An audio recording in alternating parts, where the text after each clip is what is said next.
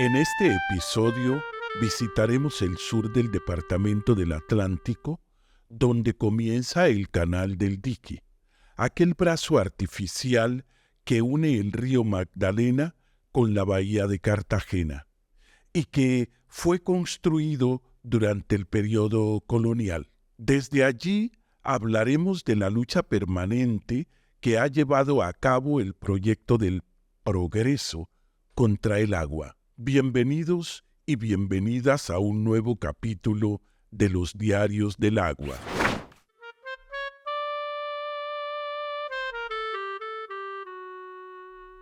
Tras la fundación de las diferentes ciudades y villas del interior del país, comenzó a hacerse necesario un corredor que conectara la bahía de Cartagena con los valles interandinos de los ríos Magdalena y Cauca.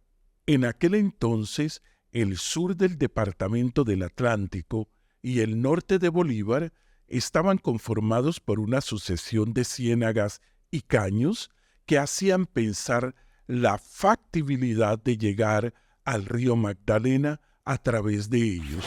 El Canal del Dique, la preconstrucción sale en el año 1533, cuando el gobernador de Cartagena, Pedro Zapata de Mendoza, en su afán por conectar a Cartagena con el centro del país, con un grupo de esclavos comenzaron la construcción a pico y pala, el famoso Canal del Dique.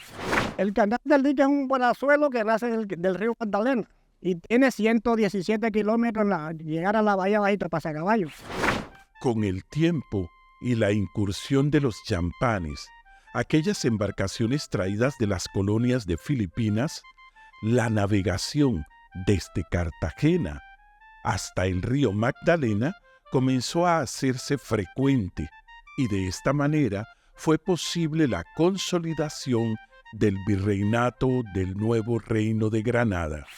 Este Canal del Dique reemplazó al canal que había anteriormente que llamaban Dique Viejo. Que ese canal tenía entrada en el corregimiento de Barranca Vieja. Allá en Barranca Vieja tenía una compuerta y esa compuerta cuando los buques en ese tiempo iban a entrar, la abrían para que el buque entrara. La transformación del viejo dique colonial, que permitía solo el tránsito de champanes y embarcaciones menores, dio lugar a un canal mucho más profundo que posibilitó la entrada de los barcos a vapor y con ellos el ingreso de la región al poco fecundo ideal del progreso. Y las lanchas, las barcazas, que la mayoría todas funcionaba era timón, a mano. Funcionaban a mano y los buques funcionaban con unas ruedas de palo, con vapor. Entonces ese dique viejo tenía alrededor como de 180, 190 kilómetros desde Barrancaví hasta Cartagena, Pasacaballo, porque eso venía haciendo mucha curva. Y este que tenemos actualmente, la labor que hizo fue cortar una serie de esas curvas. Las dragas comenzaron a ser los acompañantes permanentes del agua, cuya función era sacar del canal los sedimentos que vienen del interior del país a través del río. No sé por qué el transporte fluvial se ha decaído, pero por aquí pasaban una serie de remolcadores que pasaban hasta con 7 y 8 planchones cargados tanto de combustible como de alguna mercancía como abono y otras cosas más, tanto para Barranquilla como para Barranca Bermeja. En los siglos XIX y XX, el agua, las ciénagas y las selvas eran consideradas antagonistas de un progreso que llegaba a través de las máquinas y la agricultura a gran escala. Cuando comenzó a contemplarse otro destino para el complejo de ciénagas y humedales que formaban parte del sistema del Canal del Dique. Es importante el contexto nacional porque en ese momento había un interés nacional muy importante ligado a intereses internacionales con respecto a la modernización agrícola en países como los nuestros, a través de la cual se esperaba pues, que se produjera desarrollo económico, pero para eso el agua siempre se fue vista como un obstáculo. Pues Manatí era un pueblo encadenado de pura ciénaga. Ciénaga de Manatí, ciénaga de Boquita, ciénaga de Sabana Grande. Casi por lo regular, todas las ciénagas que tenían aquí fueron disecadas por el Incora. La ciénaga la secaron poco a poco, de acuerdo a conforme las aguas iban saliendo hacia allá, al río Magdalena, que queda hacia allá, fueron sacándola por el área que llaman el caño llaman la Poza de Morales. Esa tenía caño de piedra. Y fueron secando, fueron bajando las aguas hasta el momento en que quedaron secas en total. Había muchas tierras que las tenían pues las ciénagas y eran improductivas. Entonces pues, ¿qué se hizo? Se disecaron las ciénagas y las recogieron allá en el embalse del Guájaro. El embalse del Guájaro tiene 16.000 hectáreas de agua, en donde cubre casi todo la vía Repelón, Aguada de Pablo, Manatí, de allá del lado de la ciénaga, casi por lo regular, casi todo el cono sur del Atlántico. Especial atención generó en la época la Ciénaga del Guájaro. Su posición geográfica la podría convertir en el depósito de las aguas que debían drenarse desde los humedales de los municipios de Repelón, Santa Lucía, Manatí, Candelaria y Campo de la Cruz. Secaron estos sectores y crearon el embalse del Guájaro, porque este no es un embalse natural, ese fue creado para almacenar todo el peso de agua que estaba en las 35.000 hectáreas que había en el sector de Manatí, de la ciénaga de Manatí y Boquita. Aunque el embalse del Guájaro no se creó para la pesca, el embalse se creó para almacenar toda esta cantidad de agua que había. Y después se le dio un doble propósito porque el canal del dique alimentaba el embalse del Guájaro y vinieron los alevinos y la gente venía a pescar acá. El desecamiento de las ciénagas y humedales y la conformación del embalse de El Guájaro despertó el interés de los latifundistas, quienes en principio comenzaron a acceder a las tierras desecadas. La resistencia campesina, sin embargo, hizo que este interés se les volviera una ilusión. Sí, antes por la pugna que había entre los terratenientes y los campesinos, aquí no decía Manatí, sino Marquetalia, porque el campesino era muy resuelto. El campesino defendía a capa y espada su territorio ya contra los terratenientes. Entonces esas disputas generaron inclusive divisiones también dentro de las mismas comunidades, y cuando llega el Incora en la década de los 60, pues ya llega cuando esta disputa está en marcha y entran como a tratar de solucionar estos problemas, pero ya los campesinos habían adelantado una movilización significativa. Entonces, el sur del Atlántico es como, digamos que en términos generales hay una narrativa sobre el fracaso de la reforma agraria, no solo en Colombia, sino en muchas partes de América Latina en esta época, pero la gente hoy recuerda ese momento como un momento, digámoslo, exitoso, porque lograron acceder a la tierra. En el caso de los terratenientes, ellos estuvieron más hacia la parte alta del sur del Atlántico, y toda la zona baja, que eran ciénagas, fue una zona en la que se distribuyó tierra para campesinos a través de los proyectos del Estado. Como era pues ciénaga, comenzaron ubicándose en todas las orillas. De hecho, la primera parcela de mi papá fue allá, donde estaba la entrada hacia acá. Allí era de 2 hectáreas, mientras esto acá iba secando. Cuando ya secó, fueron parcelados de 8 hectáreas por persona. Quedaron 76 parceleros en zona desde la 1 hasta la 6, de 12 parceleros por faja. La lucha campesina y la posterior implementación de la reforma agraria llevaron a organismos multilaterales y al gobierno de Lleras Restrepo a considerar la posibilidad de transformar el sur del Atlántico en un distrito agrícola basado en la pequeña propiedad. Los periodos de aguas altas, que traían inundaciones hicieron, sin embargo, que tomara curso la implementación de un sistema de riego con la mejor tecnología de la época. Con la implementación del proyecto de modernización agrícola, pues se traen tecnologías como la de irrigación, los distritos de riego que existen en el sur del Atlántico, pero también unos distritos de drenaje, digámoslo así. Pero con eso también llegaron expertos de varias partes, vino gente de Israel, vino gente pues, de otros lugares para tratar de saber qué producir, que fuera de importancia comercial para no solo abastecer mercados locales, sino para abastecer mercados internacionales. Por su ubicación geográfica, los mayores beneficiados del distrito de riego fueron los municipios de Manatí y Santa Lucía. Manatí, al que llamaban la olla del departamento, recogía gran parte del agua de las elevaciones y debía drenar agua en dirección del dique. Santa Lucía, por su parte, requería el agua del mismo canal para obtener una irrigación. Se trata de una obra que al mismo tiempo succionaba y distribuía el agua a través de compuertas y esclusas. El agua que sobrepasaba el embalse del Guájaro y que a la postre recibía agua de otros municipios, se irrigaba en dirección de Manatí o era llevada al canal del dique.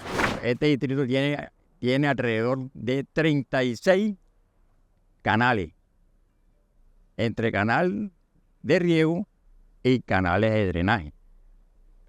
Aquí hay 4 canales que son importantísimos en este distrito, que es el canal que va aquí, que empalma con el canal principal de riego, o canal emplacado que dice uno. Está un canal que le llaman el lateral de riego, está otro canal que le llaman el principal de drenaje, y está un canal que es el canal curvo, que se dice, que ese canal empalma con el principal de drenaje. El centro de este sistema hidráulico se conoce como la Estación de Boquitas, una gigantesca compuerta enterrada en Santa Lucía, por medio de la cual se distribuye el agua en dirección a los canales de ese municipio. Porque esa construcción está hecha dentro del mismo río, está la infraestructura esa. Por ahí está la infraestructura del piso hacia abajo, donde están los cárcamos. Eso tiene 9 metros del piso hacia abajo, donde están los cárcamos, por donde entra el río Magdalena al salón de bomba. Y el salón de bomba, ese donde están los equipos montados, tiene del piso hacia abajo 15 metros. O sea, eso va en forma vertical, de 9 a 15 metros. Entonces, la importancia de la estación Boquita es porque ella prácticamente contribuye a recoger todas las aguas por los diferentes canales de drenaje que en época de verano se convierten en canales de reguío, por decirlo así. Cuando hay sequía, se envía agua desde el río Magdalena por la estación de San Pedrito y acá de la Laguna de Guájaro se envía por el Canal 5 o Puente Militar, que es como se conoce. La puesta a disposición de la infraestructura, la reforma agraria, el espíritu organizativo de los campesinos, la voluntad gubernamental a través del llamado Proyecto Atlántico número 3, que fue financiado con recursos del Banco Mundial y solicitado por el Estado colombiano, no fueron suficientes para garantizar la sostenibilidad del proyecto. Bueno, este lugar, cuando en el tiempo en que yo comencé, era una zona agrícola, especializada en lo que era el sorgo, el tomate, y era de mucho, bueno, había muchas fuentes de trabajo en esa época, muchas, porque de hecho había que contratar personas que vinieran a la recolecta. Sembraba la piña cayena lisa, se sembraba la papaya hawaiana, se sembraba la yuca, se sembraba el maíz. Bueno, una serie de experimentos se ejecutaban en ese tiempo.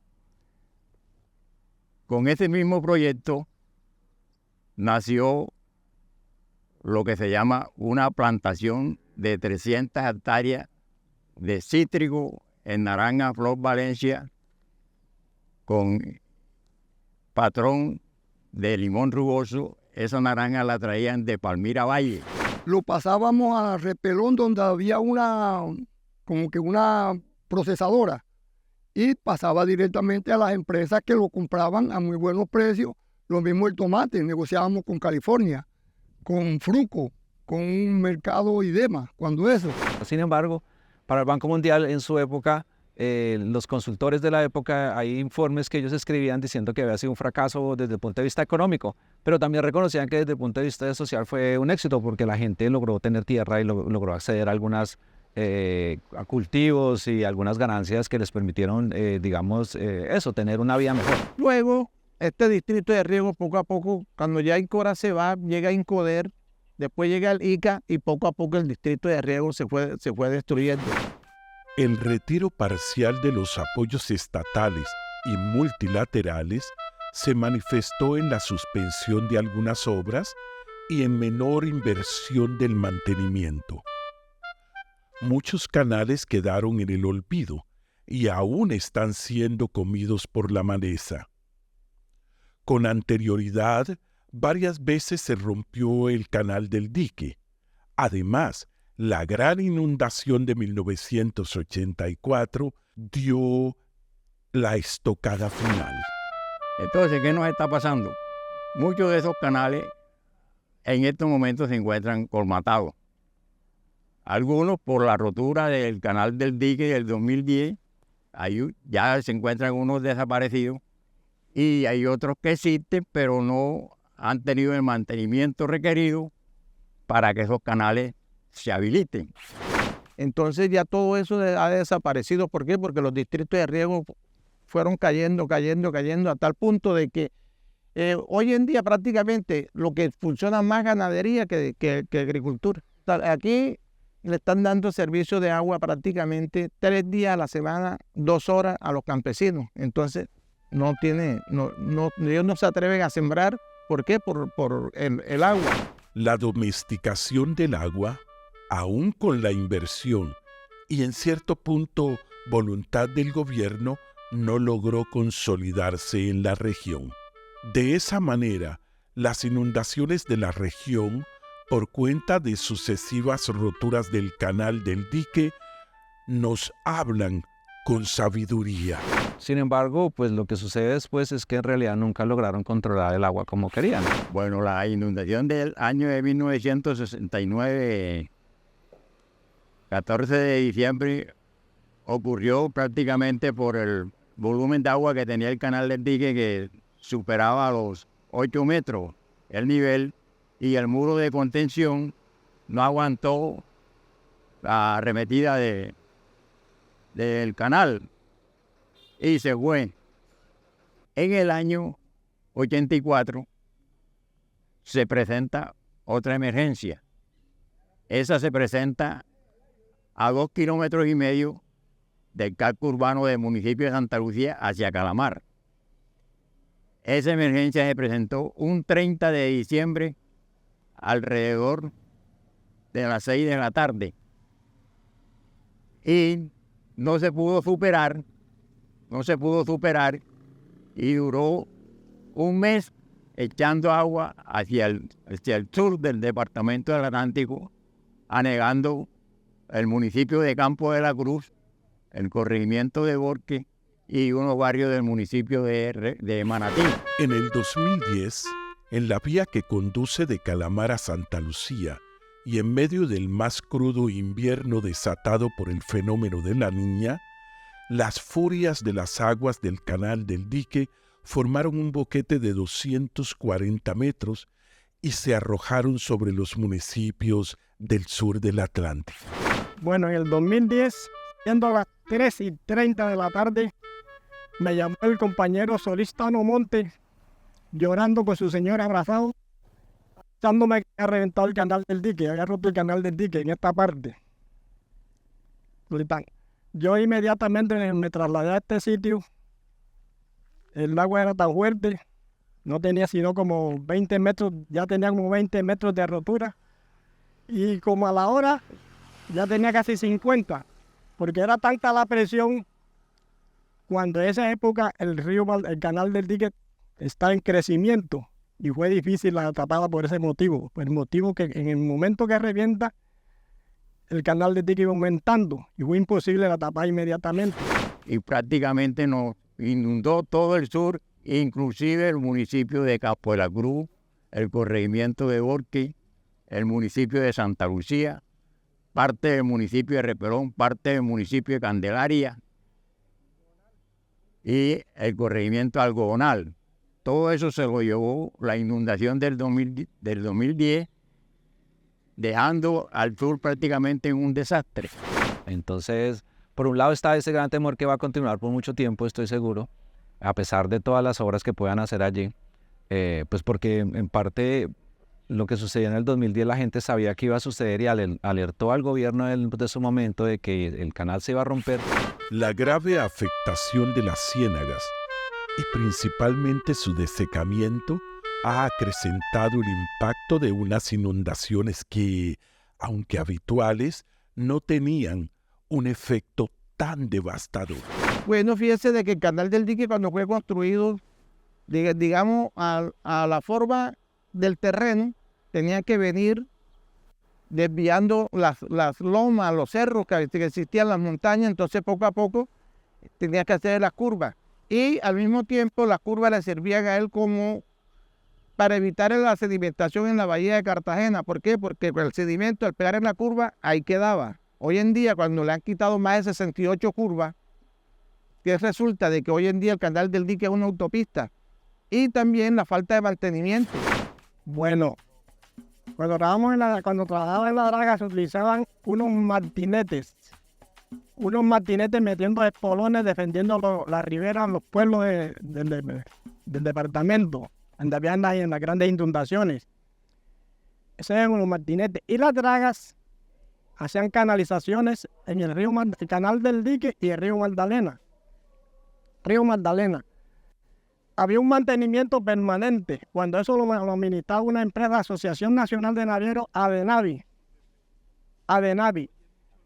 Pero desafortunadamente ya esos aparatos cambiaron el rumbo. La puesta en marcha de un inminente proyecto de reactivación del canal del dique, pero sobre todo de control de los sedimentos que llegan a la bahía de Cartagena, a pesar de las consultas que vienen y vendrán, siguen generando legítimos cuestionamientos. Mire, esta obra comenzó los estudios en 2014. Nosotros asistimos a 2 años de seminario para estas obras. Sí, esto conlleva estos trabajos, es para que el sedimento no llegue a la bahía de Cartagena. Sí, se están haciendo estos trabajos para que el sedimento no llegue a la bahía de Cartagena y se reparta en las diferentes ciénagas. ¿Y qué va a haber? Un perjuicio para Boca de Ceniza. Los sedimentos llegarán de nuevo al río Magdalena, reposarán en la otra ribera y áreas aledañas o, teóricamente, deslizarán los sedimentos entre los caños para desviarlos antes de llegar a Cartagena. ¿Por qué ahora? Porque ahora se va a profundizar más el canal del dique y tenemos una compuerta que como no llega al nivel, el agua no va a acceder hasta acá y no van a entrar los alimentos, los alevinos. ¿Por qué? Porque se piensa montar unas esclusas en el canal del dique estilo Panamá y eso va a controlar la entrada de los peces para la ciénaga. Todo eso se suma a las preocupaciones que existen en este momento sobre los efectos del proyecto, dentro de las cuales está, por ejemplo, que algunos pescadores temen que la construcción de esta nueva infraestructura vaya a afectar el movimiento de los peces migratorios que necesitan estar moviéndose por el dique y el río Magdalena. Y si eso va a afectar la pesca, pero también más abajo está la preocupación sobre, bueno, qué va a pasar con todos esos sedimentos que se desvían y todo el agua que se desvía por los brazos del dique.